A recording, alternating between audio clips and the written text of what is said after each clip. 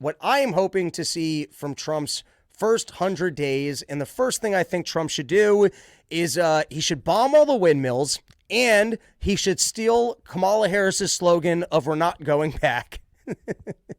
He should actually, the way I see it in my head is the first round is like the old F-2 bomb, like the old school bombers, like the things you might have seen in the first Top Gun movie, which I never even saw.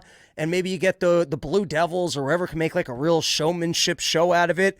And then behind it, you get the planes that have the streamers. And so first you get the planes that come through and they drop the bombs and you see them explode. And then right behind it overhead, you see the slow propeller planes with the sign that says, "We're not going back."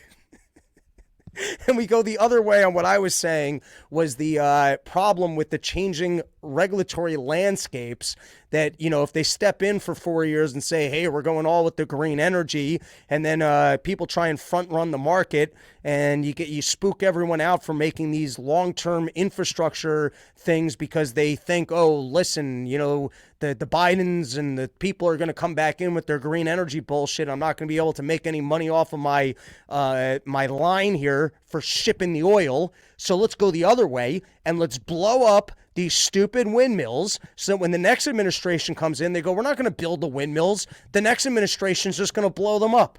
And they're shitty to look at. They're killing the whales. Does nobody care about the whales? The whales are just in the ocean. They're going fucking crazy because these things are humming.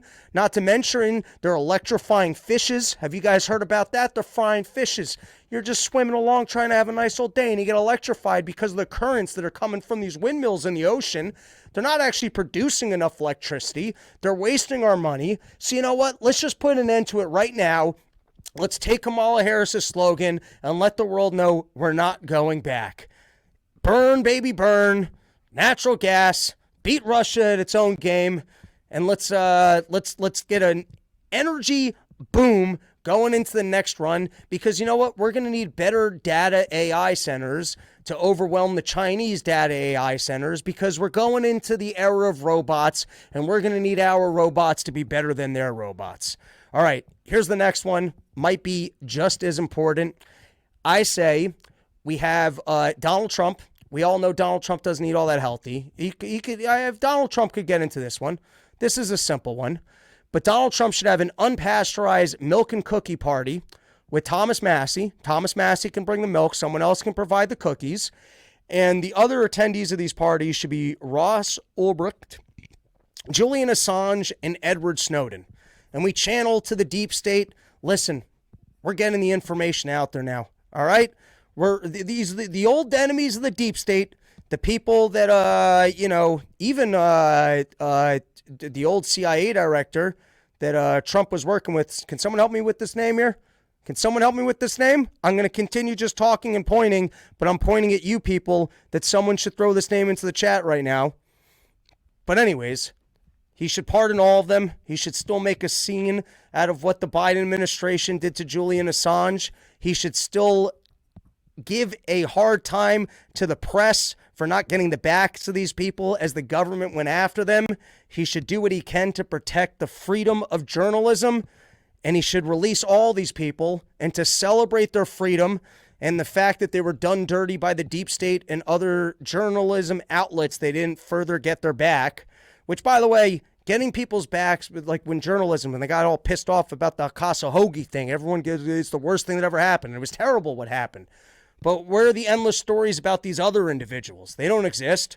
And so Donald Trump should celebrate their freedom by firstly tasting unpasteurized milk, which Thomas Massie swears by. I don't know nothing about it. I don't know if that might be the thing that would fix my stomach.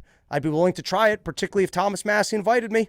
I'd like to have a beer with Thomas Massie, but if instead of that, it was a hang out with your hero, drink unpasteurized milk, and see whether or not you vomit and shit yourself in front of your hero, I'll play that game instead.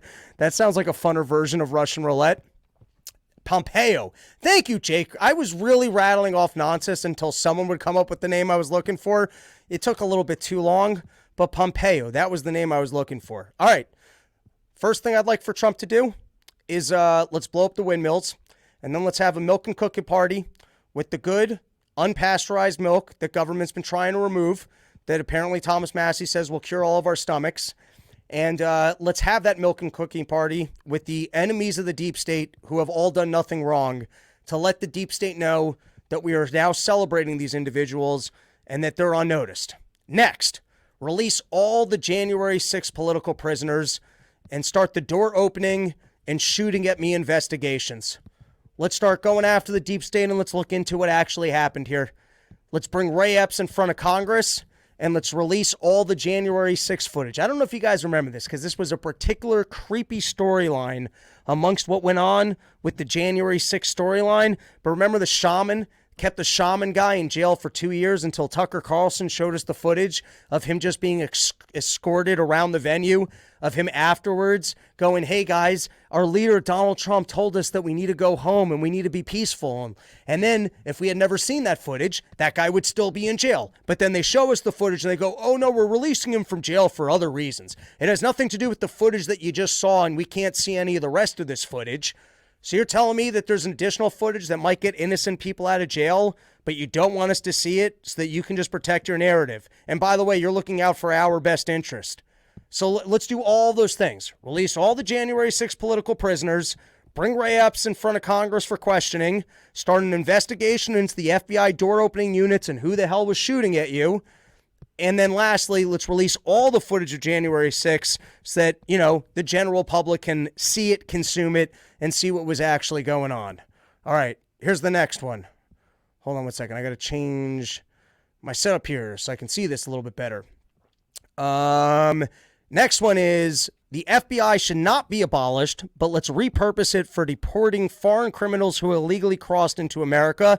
That's fun. Let's actually get the numbers of how many dangerous individuals crossed into the country. So I'm not even talking about what I already described, I think recently on a paywalled episode of Part of the Problem, that if I was Donald Trump, the way that I would deal with the illegal immigration problem is firstly, I would build the wall. On both sides. I don't want Canadians coming down either. We're going to build a wall. Nobody new is getting in.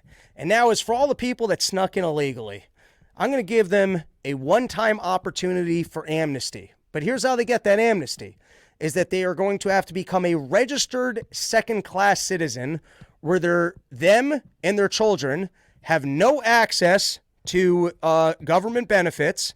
They are not citizens and they are not allowed to vote. And if they don't want to sign such agreement, then if they are found in this country without proper documentation that they're paying taxes for the work that they're doing here, they will be expelled from the country. Now, maybe at some later point in time, we can figure out some sort of a mechanism of which of these individuals we'd like to give full citizenship to. But at the end of the day, they crossed into our country illegally.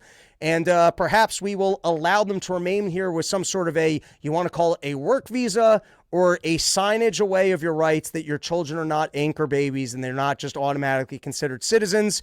Maybe you can come up with some sort of I don't know, a workaround that they have a specific work visa, but members of that work visa, their children are not considered to be U.S. citizens. I'm just saying it's a pretty practical solution of that you have to actually register and document yourself. You have to start paying taxes. You have to start having a license. You have to start having the proper insurance if you're going to be driving a car and getting into an accident. And if you don't want to register yourself and we actually find you, you're being deported. And if we find out that you're a criminal or a terrorist or otherwise, okay, so the FBI, they're not going to be responsible for any of that. That's going to be an ICE thing. The ICE is going to take care of basically getting all this liability in our books if people are going to have kids and vote the other way and just steal from the country in terms of free goods and benefits. And this is all practical. And is it the most? It's the most humane option that I see of a compromise between, hey, we don't have to just evict all the people. We probably do need some better options for lower class labor. And the fact that people just violated and came into the country illegally shouldn't automatically make them or their kids citizens or give them the right to U.S. benefits. But that's not what the FBI is going to do. What the FBI is going to do is specifically be tasked with unrooting these Venezuelan gangs, rounding up, I want a number on every single criminal and terrorist that illegally crossed into the country over the Biden administration. And let's also put all the resources into getting rid of all the pedophilia in this country. And I don't know the numbers on pedophilia in this country. And I don't know the numbers of what takes place in terms of creepy things that are happening to kids. But this is a political winner because since I don't think there's great numbers on this right now, and I don't think that it's been a focus of the FBI, nor think about if all the people that went into rounding up the January 6 people were now tasked with rounding up pedophiles, or you literally just moved the FBI over to just doing that one thing. Well, now every stat of a pedophile that you round up is a stat for, hey, this is how I've cleaned up the country. This is how many kids I've saved. I feel like that could be a political winner for Donald Trump. And then here's the last one on my list. And then I think I should have Howie Dewey joining me shortly. Hold on. Last one on my list. RFK Jr. gets the fluoride out of the water and then goes on an expedition with Joe Rogan to find Bigfoot, which let's have some fun with this. Let's release the alien files. Let's, like I said, let's get, let's, excuse me. Let's go after the deep state. Let's find out who was shooting at him. Let's find out what happened to Kennedy's, who assassinated the guy.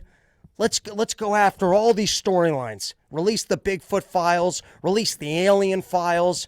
Release all the old CIA files, all the shit that they're hiding from us because they know that it will make them look bad. Let's put it all out there and let's clean the slate and let's educate the American public to the way that the deep state operates and that it's not in their best interest.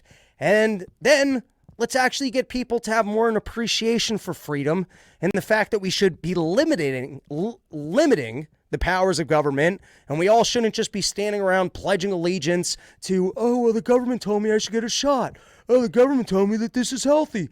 The government told me if they spend all this money, it'll be better for me. The government said if all these people illegally come over the border and we don't know who they are, that would be better. Oh, the government said if we got to check to see if someone's actually a citizen, that would be racist and be bad for people. Let's actually get all this information out there so, it just becomes undeniable to everybody. And then you can actually, drain the swamp. All right.